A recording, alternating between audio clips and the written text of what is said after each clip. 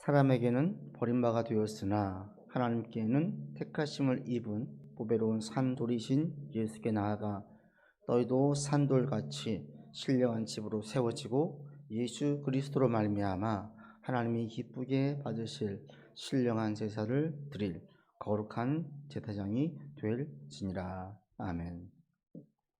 오늘 4절의 말씀을 가지고 함께 나눌 건데요, 우리 4절 말씀 한 번 더 읽겠습니다. 사람에게는 버림받아 되었으나 하나님께는 택하심을 입은 보배로운 산돌이신 예수께 나아가. 요한복음에 보면, 복음서에 보면은 많은 사람들이 예수님께 몰려듭니다. 근데 그 중에 사람들이 몰려들었을 때에 예수님께서 그들에게 내가 메시아임을 선포하고 고백하자 그 중에 많은 사람들이 떠나갔어요. 처음에 사람들의 관심은 예수님의 기적을 보고 관심을 가졌습니다. 그리고 얼마 안 지나서 예수님께서 심지어 떡을 주더라, 밥을 주더라, 우리로 말하면 돈을 주더라, 이렇게 소문이 났어요. 당시에는 실질적으로 먹는 문제로 힘들었던 시기라 한 끼를 때우기도 어려웠거든요. 과거에 보릿고개라고 우리나라에도 그런 힘든 시간이 있었잖아요. 밥이라도 제대로 먹었으면, 유대의 사회가 그런 사회였어요. 근데 그런 가운데 예수님께서 그들에게 실질적으로 오병이어를 통하여서 먹을 것을 주신다는 소문이 나자 삽시간에 사람들이 몰려들었습니다. 근데 그들에게 예수님께서 복음의 핵심 메시지를 전했습니다. 나의 살을 먹고 내 피를 마셔야 한다. 그러자 많은 사람들이 떠나갔어요. 복음이 확실하게 증거되어질수록, 예수님께서 하나님 되심이 분명히 증거되어지는 시간이 가까워질수록 많은 사람들이 떠나갔어요. 소수만 남았어요. 요한복음 6장에 보니까 예수님께서 이 말씀을 증거하시고 난 다음에 제자들 중에서도 많은 사람이 떠나갔대요. 12제자만 있었던 게 아니죠. 누가복음에 보면 70명의 제자가 있었습니다. 그냥 따라오는 사람들이 아니라 제자들로서 함께 거하면서 제자로 고백되어진 사람들이 많이 있었어요. 12명 말고도. 그런데 내 살을 먹고 내 피를 마셔야 된다 라는 메시지, 받아들일 수 없는 메시지가 선포되어지자 많이 떠나갔어요. 예수님도 조금 낙심이 되셨나요? 예수님께서 남은 제자에게 묻습니다. 너희도 가려느냐? 그러자 베드로가 대답합니다. 주여, 영생의 말씀이 계심에 우리가 누구에게로 가오리까? 당신은 하나님의 거룩한 자입니다. 안 가겠다라는 거예요. 이 고백을 하고 남았어요. 그게 12명이었어요. 다 떠나가고. 예수님께서 증거되어지고 십자가 지실 때까지도 베드로를 포함한 소수의 사람들은 밝히 드러내지는 못하였지만 계속 따라갔어요. 가슴을 치고 안타까워하면서 따라갔어요.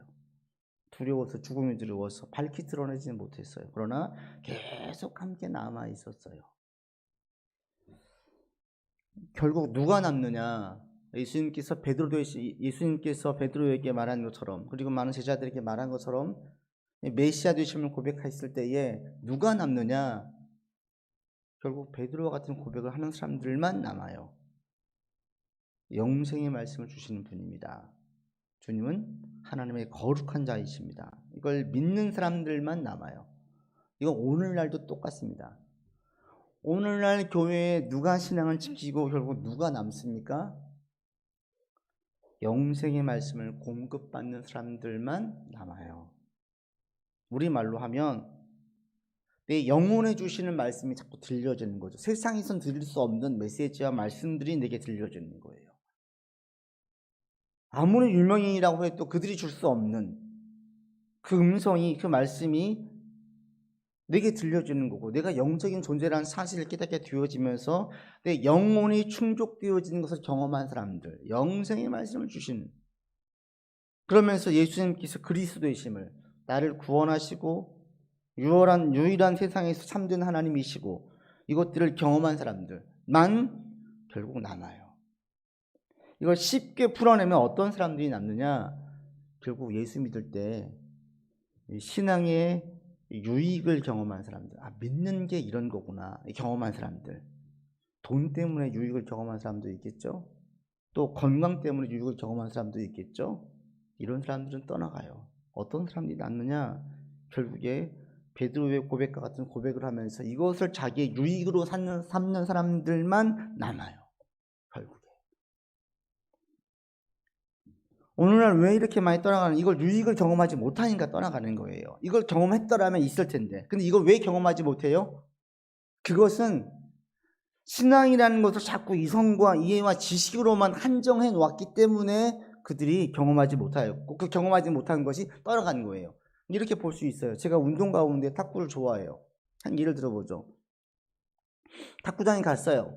가면 간혹 이제 쉬는 시간에 잠깐 이야기하고 이럴 때에 탁구에 대해서 해박한 지식을 가지고 계신 분들이 있어요. 라켓은 어떤 라켓들이 있고 어떤 게 좋고 어느 상표가 좋고, 그리고 요즘에 심지어는 주변 탁구장까지 알아요. 어느 탁구장이 좀 뭐 시설이 괜찮고, 요즘 어떤 선수가 핫하고, 그리고 탁구장에 붙어있는 선수, 프로 선수를 보면 전부 다 그 인물들 꿰고 있는 사람들이 있어요. 그들 중에 대다수는 탁구에 대해서 관심도 있어요. 아주 열정적인 사람들이죠. 그렇지만 그들이 꼭 탁구를 잘 친다고 볼 수는 없어요. 오히려 그렇게 말을 많이 하는 분들을 보면 잘 치는 것이 아니라 그냥 보통인 경우, 막 재미에 붙여가지고 막 불이 붙어 있는들, 이런 분들이 되려 말이 많아요. 진짜 고수들은 별로 말이 없어요. 누가 잘하느냐 해봐야지 알아요.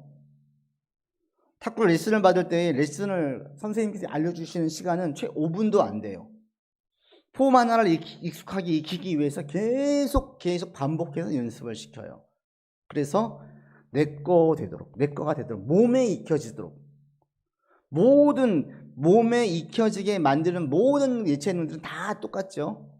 실질적으로 교수님들, 선생님들 레슨하는 시간은 몇 분 안 돼요.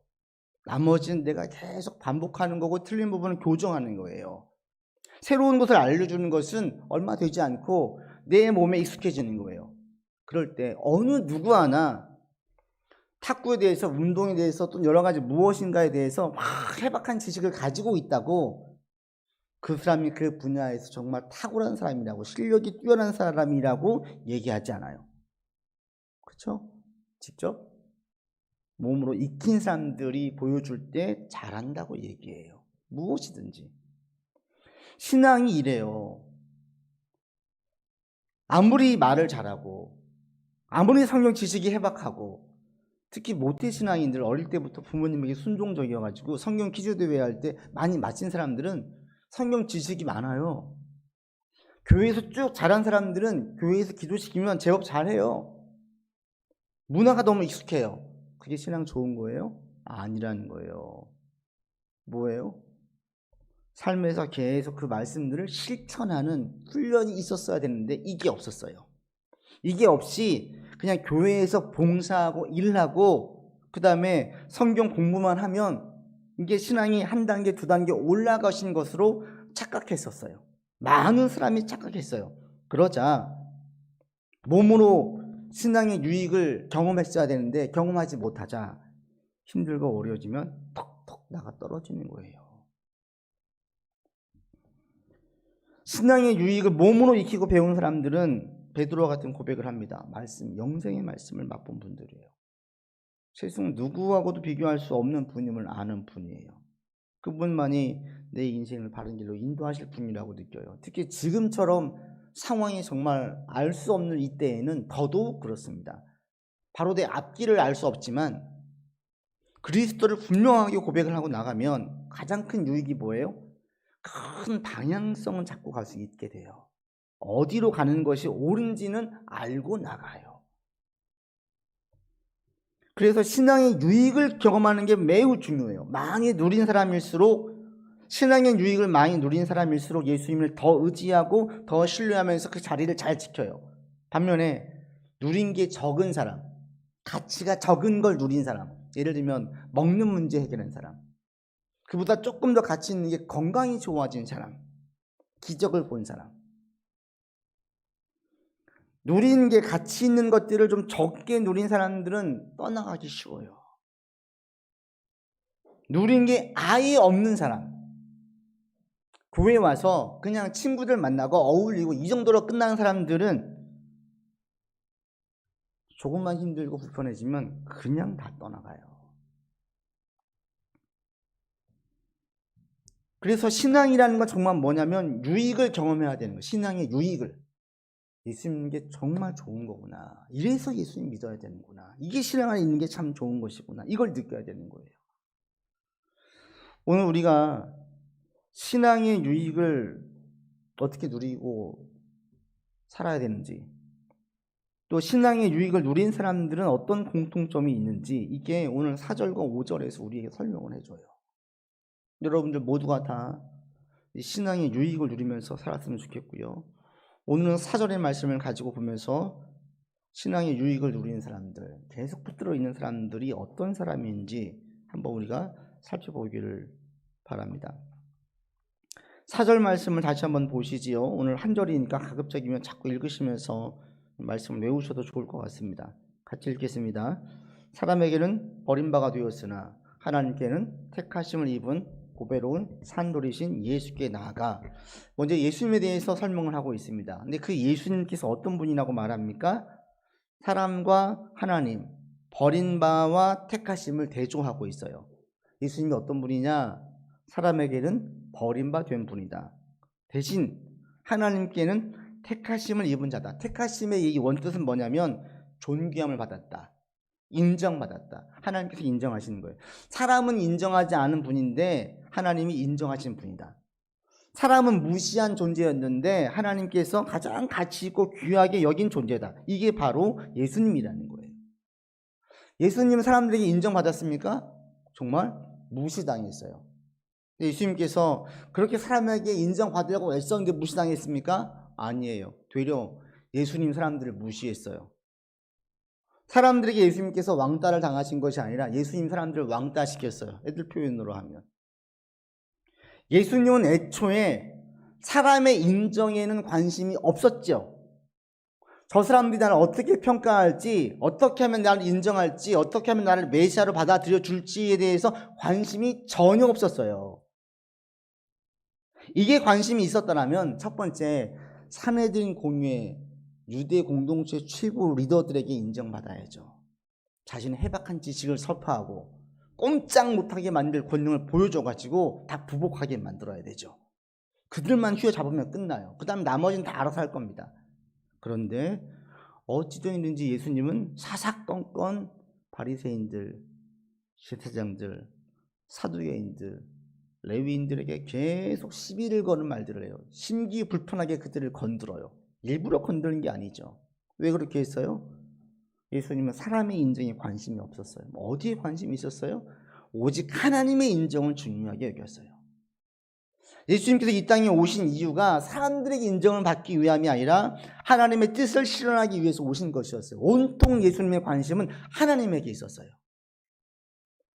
여기에서 신앙의 유익을 누리며 살 수 있는 중요한 원리 하나를 발견하게 됩니다. 그게 뭐예요? 신앙의 유익을 경험한 사람들은 하나같이 사람의 인정에는 별로 신경 쓰지 않게 돼요. 대신 하나님의 인정에는 대단히 예민하게 민감하게 반응하는 사람으로 서 있어요. 신앙의 유익을 누리며 사는 사람들, 가장 가치 있고 귀한 것을 누리는 사람들을 보십시오. 그들은 모두 다 이런 같은 공통점을 가지고 있습니다. 이들의 관심은 온통 하나님의 인정에 있어요. 사람의 시선은 별로 중요하지 않아요. 사람의 평가는 별로 중요하지 않아요. 사람의 인정은 별로 중요하지 않아요. 고려 대상이 아니에요. 그러면 이들의 관심은 어디에 있어요? 온통 하나님의 인정, 하나님의 평가, 하나님의 시선. 하나님이 어떻게 보시지? 하나님이 이것을 옳게 보시나? 하나님이 이것을 좋게 보시나? 어떻게 하는 것이 하나님의 뜻이지? 신앙인들의 관심은 온통 여기에 있었어요. 그럼 사람들은 무시합니까? 꼭 그렇진 않아요. 사람들을 신경 쓸 때 어떨 때만 신경을 쓰냐면 사람들에게 잘 보려고 신경 쓰지 않고 혹시 나 때문에 하나님이 욕을 먹는 건 아닐까? 여기는 신경을 써요. 하나님께 영광 돌리게 한 행동이 어떤 것이지? 사람들이 어떻게 하면 하나님을 더 알 수 있지? 여기에는 신경을 써요. 그러나 저 사람들이 어떻게 하면 나를 잘 볼까? 여기에는 별로 신경을 쓰지 않아요. 예수님의 부활을 목도한 베드로가 이랬습니다. 예수님의 승천 이후에 계속 예수님을 증거했습니다. 이때 베드로는 완전히 바뀌었습니다. 사람의 평가, 사람의 시선, 사람의 인정은 전혀 고려 대상이 되지 않았습니다. 오직 베드로의 관심과 초점은 하나님의 인정이었어요. 하나님이었어요. 하나님의 평가와 하나님의 시선에만 관심을 가지고 있었습니다. 그래서 예수를 증거하다 잡히자 최고 권력 기구인 그들이 강압적으로 복음을 증거하지 말라고 하자 베드로가 말하잖아요. 하나님 앞에서 너희 말 듣는 게 옳은가 판단하라. 사내들인 공예 회원이 한 153명쯤 됩니다. 그 중에 한 150여 명이 모여있을 것입니다. 모여있는 그들 가운데 베드로의 시선은 사람에게 있지 않았어요. 사람의 평가에 있지 않았어요. 저들이 나를 업으로 볼 건데 저들이 나를 어떻게 평가할지, 나의 말은 들을지 전혀 관심이 없었어요. 베드로의 관심은 그거였습니다. 이걸 하나님께서 옳게 보실지, 지금 너희 말을 듣는 것이 하나님이 옳게 보실 것 같니? 여기에만 관심을 가지고 있었어요. 그 많은 사람들의 시선, 그 많은 사람들이 있었음에도 불구하고 그들의 시선과 평가와 인정에는 전혀 신경 쓰지 않았습니다. 바울도 마찬가지였습니다. 내가 사람을 기쁘게 하려 함이 아니라 마음을 감찰하시는 하나님을 기쁘시게 하려 한다. 바울의 관심은 어디에 있었냐? 사람을 기쁘게 해주는데, 사람이 인정받으려고 하는데 관심이 없었어요. 내가 사역하고 내가 힘쓰고 내가 권면하고 너희들에게 무엇인가 조언하는 모든 것들은 너희들의 마음을 내가 얻기 위함이 아니다. 이게 하나님이 기뻐하시니까, 너희가 바로 서는 것이 하나님이 기뻐하시는 일이니까 전하는 거예요. 에베소서에서, 골로새서에서, 데살로니가 전서에서 바울은 똑같은 말을 계속 반복합니다. 사람을 기쁘게 함이 아니요 하나님을 기쁘시게 하려 합니다. 이게 바울의 관심이었어요. 바울은 오직 하나님을 기쁘시게 하기 위해서 말하고 사역하고 모든 관심과 온통 시선과 초점이 하나님에게 있었어요. 그들은 신앙의 유익을 누리며 살았어요. 신앙을 누리면, 신앙 안에 있으면 있을수록 사실은 하나님을 더 의식할 수밖에 없는 사람이 됩니다. 왜요? 하나님이 미치는 영향이 자신의 삶에 너무나 크기 때문에 하나님을 의식할 수밖에 없게 돼요. 예를 들어 볼게요. 자, 회사에 취업했어요. 처음에 회사 크게 신경 씁니까? 뭐 아르바이트로 예를 들면 한 2개월만 있다 나와야지 이러면 별로 신경 쓰지 않아요. 근데 고생해서 취업을 하게 되어지면 엄청 신경을 써요. 자, 승진했어요. 연봉이 올라갔어요. 회사의 대표를 의식하겠습니까? 의식하지 않겠습니까? 의식해요. 내가 더 올라갔어요. 더 직급이 올라가고 연봉이 더 올라갔어요. 그러면 회사의 대표에 대해서 더 신경 쓰겠습니까? 덜 신경 쓰겠습니까? 더 신경 써요. 왜? 그 직장에서 내가 받는 게 크기 때문에, 그 직장에서 내게 주는 영향이 너무나 크기 때문에 그 직장은 내게 더 가치 있고 그 직장의 대표는 내게 더 의식을 할 수밖에 없게 되는 거예요. 자기의 삶에 미친 영향이 크면 클수록 더 의식하게 되어져 있어요. 그렇겠죠? 하나님께서 내게 주시는 미친 영향을 크게 받는 사람이면, 크게 받으면 받을수록 자연스럽게 하나님을 더 의식하고 하나님을 더 신경 쓰게 되어져 있습니다. 그러면 자연스럽게 사람의 시선은 좀 둔감해져요. 오늘날 그 말도 안 되는 일들, 한번 사건 일어나는 것들을 보십시오. 그들의 시선과 초점이 어디에 있는지, 대중에게 있습니까? 없어요. 자기 돈에게 있고요, 자기 자리에게 있고요, 자기 대표에게 있어요. 다른 모든 사람들 시선 안 써요. 왜? 그 사람들이 자기의 삶에 영향을 주지 않기 때문에. 사람의 시선에 전혀 신경 쓰지 않았던 예수님을 따라갔던 바울과 베드로와 많은 사도, 그들처럼 우리가 사람의 시선, 사람의 인정, 사람의 평가를 신경 쓰지 않는다면, 전혀 신경 쓰지 않는다면 우리의 삶은 훨씬 더 안정적이고 평안하고 담대해질 것입니다. 그렇지 않겠어요? 저 사람이 어떻게 볼지, 어떻게 평가할지 다 떼어내보세요. 다 떼어내보면요, 얼마나 자유로운지 몰라요. 누가 뭐라고 말하는 거 별로 중요하지 않아요. 또 그 사람이 내 삶에 미친 영향도 전혀 없어요. 근데 실제로 우리의 삶은 그렇습니까? 참 쉽지 않아요. 사람의 평가와 시선에 따라서 기분이 상하기도 하고 기분이 좋아지기도 하거든요. 전혀 신경 쓸 수는 없어요. 그러나 분명한 사실은 신앙이 좋아질수록 사람의 시선과 평가와 인정은 점점 내게 작게 영향을 미치게 해야 돼요. 그리고 작게 영향을 미치게 할 수 있는 가장 좋은 방법이 하나 있습니다. 그게 뭐냐면 하나님을 크게 의식하는 거예요. 사람을 의식하지 않으려고 애쓰지 마시고 하나님을 더 의식하려고 애쓰면 자연스럽게 사람의 의식은 줄어들어요. 누가 무슨 말을 했어? 어떤 사람이 어떻게 보고 있어? 이걸 얘기하지 마시고 성경에 이렇게 기록되어져 있어. 하나님이 이렇게 말씀하고 계셔. 이걸 가지고 내 초점을 삼고 나가다 보면 자연스럽게 사람들의 시선과 인정과 평가가 점점 멀어지는 것들을 볼 수 있어요. 여러분 이렇게 신앙으로 서갈 수 있기를 바랍니다. 이런 사람이 신앙의 유익을 경험해요. 아, 예수 믿는 게 이거구나. 알게 돼요. 예수님께서 어떻게 보실지, 뭐라고 말씀하시는지, 무엇을 옳게 보시는지, 내가 지금 무엇을 하는 것이 좋은 것인지 이러면서 하나님을 더 의식하잖아요. 그러면 불안정하고 늘 초조했던 사람들이 훨씬 더 안정적이고 편하게 되어집니다. 전 여러분들이 사람에 대한 의식, 평가, 인정이 여러분 삶에서 점점 줄어들 수 있기를 바랍니다. 그리고 대신에 하나님에 대한 평가, 하나님에 대한 의식, 하나님의 시선에 점점 더 예민해지고 더 크게 반응할 수 있는 여러분 되기를 바랍니다. 이런 사람이 신앙의 유익을 누릴 수 있습니다. 신앙의 유익을 누리기 위해서 사람의 인정 중요하게 여기지 않고 이 시간 고백하십시오. 하나님의 인정을 중요하게 여긴 사람으로 서겠다고. 하나님의 인정을 받길, 하나님의 인정을 가장 가치 있고 귀하게 여기기를 원합니다.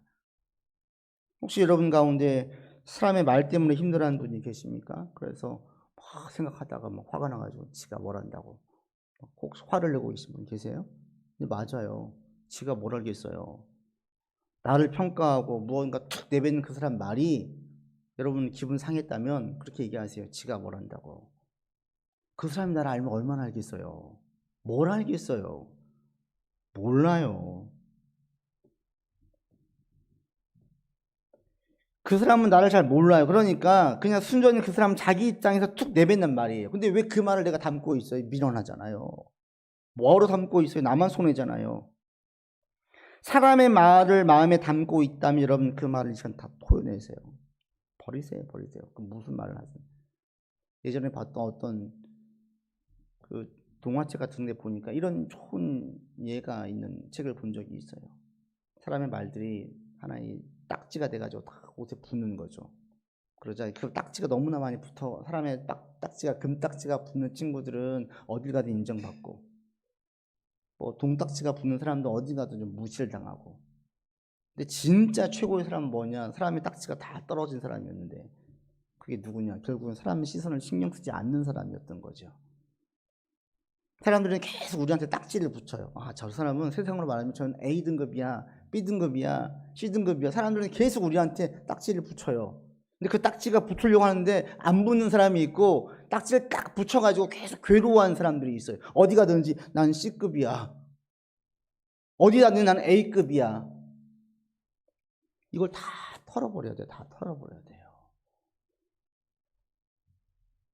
사람의 평가 때문에 힘들어 하십니까? 그 사람들의 평가는 전부 다 세상의 가치로 하는 평가예요. 그 사람의 평가를 내가 받아서 내가 같이 그 평가를 가지고 있는 거지. 그 평가를 내가 받지 않아 버리면 전혀 내게 신경 쓰지, 내게 영향을 주지 못합니다. 그런 사람들, 나를 평가하는 그 사람들도 계속 다른 사람들이 평가를 받아온 사람들이거든요. 누군가에게 계속 평가를 받아오면서 그것을 계속 의식하면서 살아왔어요. 그래서 그걸 가지고 나를 평가하는 거예요. 그 평가를 내가 왜 받아요? 종종 있는 일이 악플로 크게 힘들었던 연예인들이 너무너무 힘들어가지고 경찰에 의뢰해가지고 잡았어요. 잡고 난 다음에 경찰과 연예인이 허탈해하는 경우가 종종 있다고 합니다. 자주 있대요. 왜 그런 줄 아세요? 잡고 보니까 중학생, 고등학생, 그리고 이들이 세상에서 학급에서 잘 적응하고 있는 아이들이 아니라 대다수가 많은 경우가 은둔형 외톨이래요. 전혀 사람들의 주목을 받지도 못하고 잡고 보니까 말도 제대로 못해요. 눈도 못 마주쳐. 이런 사람들이 온라인상에서 온갖 악플을 다 다는 거예요. 너무 힘들어가지고 신고해서 잡고 보니까 이런 사람이었어요. 그 사람들 계속 다른 사람들이 받은 평가 때문에 눌려 있었던 거죠. 눌려 있다가 익명으로 퍼부을 수 있는 기회가 오자 막 퍼부어 된 거예요. 온갖 가시도친 말들을 다 쏟아낸 거예요. 자신이 평가받은 이상의 악담으로 다른 사람에게 퍼부은 거예요. 여러분들 평가하는 모든 사람들의 평가는 그 사람들도 계속 누군가에게 받아온 평가의 근거에서 나를 평가하고 있다는 사실을 아시기 바랍니다. 그러니 그 사람의 평가를 내가 신경 쓸 필요가 없지 않겠습니까? 왜 신경 쓰면서 살아요? 미련한 거지요. 혹시 여러분 가운데 사람의 평가 때문에 힘들어한다면 이 시간 다 떨쳐버릴 수 있기를 바랍니다. 그리고 사람의 평가를 묵상하지 마시고 마음에 담지 마시고 이 마음에 하나님을 담으세요. 하나님께서 나를 어떻게 보실지 더 자주 더 깊게 생각해 보십시오. 그러면 자연스럽게 사람의 평가는 떨어져요. 그리고 하나님의 인정과 평가를 신경 쓰다 보면 자연스럽게 사람의 인정도 따라오는 경우가 자주 있어요. 하나님이 인정하시면 하나님이 그를 높이십니다. 하나님이 그를 높이시면 사람들이 그를 인정합니다. 설령 사람들이 인정하지 않아도 그걸 신경 쓰지 않고 살면 진정한 신앙의 유익을 경험할 수 있어요. 예수님에게 왜 좋은지 알게 돼요. 여러분 이런 게 정말 좋은 거예요. 다 주변 사람들에게 매몰되어져 있었어요. 어떻게 보면 늘 전전긍긍했어요. 불안했었어요. 친구들, 부모님, 주변에 많은 사람들 때문에 늘 불안했던 그 사람들이 예수 믿고 자유해지는 거예요. 더 이상 별로 신경 쓰지 않는 거예요. 더 이상 세상의 그 기준에 부합된 삶을 살려고 애를 쓰지 않는 거예요. 뭐하러 그렇게 살아요? 이 유익이 얼마나 크겠습니까? 크지 않겠어요? 이런 사람들 마음 가운데 평안이 있습니다. 든든합니다. 담대합니다. 예수님을 묵상하면서 전혀 사람들에게 신경 쓰지 않아서 버림받아 되었는데 종국이 어떻게 됐습니까? 오늘날 온 세계에서 예수님의 이름을 가장 귀하고 가치 있는 이름이 되었어요. 사람의 인정, 사람의 영광을 얻는 것은 들에 핀 꽃과 같습니다. 아무것도 아니에요. 잠깐 아주 밝아요. 유대에 가보시면 그 당시에 이 봄에 피는 꽃을 보면은 정말 꽃이 만발해 너무 예뻐요. 근데 그게 한나절을 못 가요. 한 시즌을 못 가요. 얼마 안 지나면 금방 다 사라져 버려요. 사람의 영광 받아보십시오. 난리가 나죠. 온 신문에 다 도배되어져요. 막 그 영광이 오래 갈 것 같아요. 그런데 어떻게 됩니까? 인기 있는 연예인들, 스포츠 스타들, 수많은 그 정치인들 보십시오. 그들의 인기가 오래 가는 사람이 있습니까? 없어요. 근데 뭐하러 사람들이 인정을 그렇게 받으려고 애를 쓰냐고요. 그런데 하나님의 인정을 받게 되어지면 자연스럽게 올라가고 높여지고 그것은 결코 꺾이지 않습니다. 여러분 오늘 고백하십시오. 하나님께서 높여주시는 게 진짜 높임받는 거거든요. 사람의 인정 받으려고 하지 마시고 하나님의 인정 받으려고 내가 애쓰겠다 이렇게 딱 고백을 하십시오. 이런 사람이 신앙의 유익을 경험하게 됩니다. 또 하나 예수님에 대해서 이야기할 때 또 한 가지가 있습니다. 여러분 4절 하반부를 보십시오. 예수님께서 어떤 예수님으로 얘기합니까? 보배로운 산돌이신 예수께 나아가라고 있어요. 예수님은 보배로운 산돌이에요. 그리고 그분에게 나아가요. 어떤 사람들이 신앙의 유익을 누리느냐? 두 번째로 예수님을 보배로운 산돌로 고백하는 사람들, 그리고 이런 예수님께 나아가는 사람들. 나아가는 것은 현재의 분사형으로 계속 반복되는 것 말이에요. 한 번 나가는 게 아니라 계속 나가는 거예요. 계속 반복적으로 나가는 사람들. 그리고 그 예수님을 산 돌로 고백하는 사람들. 보배로운 것은 존귀 아니에요. 앞서 말씀 택하시는 것 같은 뜻이에요. 산 돌로 예수님을 고백하는 사람들. 산은 살아있는이에요. 부활하신, 지금도 살아계신. 여러분 예배를 드릴 때마다 예수님 그렇게 고백하시는 분들, 예수님 지금도 살아계시고 내 삶에 관여하신 분입니다. 이 신론자들, 신이 이 땅에 없어요. 신은 존재하지만 인간의 삶에는 관여하지 않아요. 멀리 있어요. 심지어 예수님도 그렇게 보는 분들이 있어요. 지금 내 삶에는 관여하지 않는 분으로, 내 삶에 영향을 미치지 않는 분으로, 그냥 위에서 보고 계시는 분으로. 그렇지 않아요. 예수님을 지금 내 삶에 계속 영향을 미치고 있는 분으로 인정하는 분, 이렇게 믿고 계속 고백하는 분들, 그 삶이 신앙의 유익을 맛봅니다. 예수님께서 내 삶에 영향을 주는 분으로 고백을 하고 나아가다 보면 어때요? 실제로 그 삶에서 영향을 받아요. 경험을 하게 되어져요. 그들의 기도는 그냥 푸념, 넋두리, 혼잣말이 아니에요. 대화예요. 지금 살아계신 그 예수님과 대화를 주고받아요. 거기서 위로를 얻어요. 힘을 얻어요. 성령께서 내게 공급해 주세요. 실질적으로 삶에서 어떤 변화를 맛보게 되어져요. 얼마나 재밌겠어요. 신앙의 유익을 맛보는 거예요. 또 한 가지, 돌로 고백하는 분들. 돌은 이 유대 사회에서 어떤 걸 의미하냐면, 돌이라는 의미는 자체는 영원한 생명을 주는 걸 의미해요. 영원한 생명. 메시아, 기초되는. 돌이라는 것은 영원한 생명을 주는 교회에 소속되신 예수님을 말합니다. 돌로 인정한다는 것은 영원한 생명을 주신 분으로 인정하는 거예요. 예수님께서 누구십니까? 그분은 지금도 살아서 내 삶에서 역사하시는 분입니다. 그분은 누구십니까? 그분은 나에게 영원한 생명을 주시는 분입니다. 영원한 생명이 뭔데요? 가장 가치 있는 거예요. 하나님의 통치를 받는 하나님 나라가 임한 삶이에요. 영생인데 그 영생이 뭐예요? 죽어가는 천국이 아니에요. 사실 우리가 좀 많이 잘못 방향성을 잡은 부분이 있는데 그게 뭐냐면 천국에 대한 개념이에요. 복음서를 보잖아요. 예수님은 천국을 죽어서 가는 곳으로 강조하지 않았어요. 보라, 하나님의 나라가 임하였다. 하나님의 나라를 향해서 가자가 아니라 하나님의 나라가 이 땅에 임하였다라고 말씀하세요. 천국은 죽어서 가는 곳이 아니라 지금 이 땅에서 맛보아야 되는 거예요. 예수님의 초점은 죽어서 가는 곳에 초점을 두지 아니하시고, 이제 너희들 난리 났다, 크게 기뻐해라. 왜? 너희가 이제 천국을 맛볼 테니까. 지금 재난지원금도 주고 앞으로 어떤 복지가 더 좋아질 것처럼 막 얘기를 하고 있어요. 여러분 생각을 해보세요. 한 사람마다 어떤 후보가 얘기한 것을 1억 원씩 막 준다고 생각을 해보세요. 우리나라가 갑자기 뭐 엄청난 산유국이 되었어요. 엄청나게 부유해져가지고 다 모든 국민들이 1억씩 준다고 해보세요. 자, 봐라. 이제 너희가 여기서 1억씩 받을 수가 있어. 먹고 싶은 거, 하고 싶은 거, 누리고 싶은 거 다 할 수 있어. 어떻게 되겠어요? 엄청 많은 사람들은 좋아하겠죠. 예수님께서 선포하신 게 그거예요. 보라, 하나님의 나라가 임하였다. 천국이라는 것은 죽어서 가는 것이 아니라 여기서 누리는 것이다.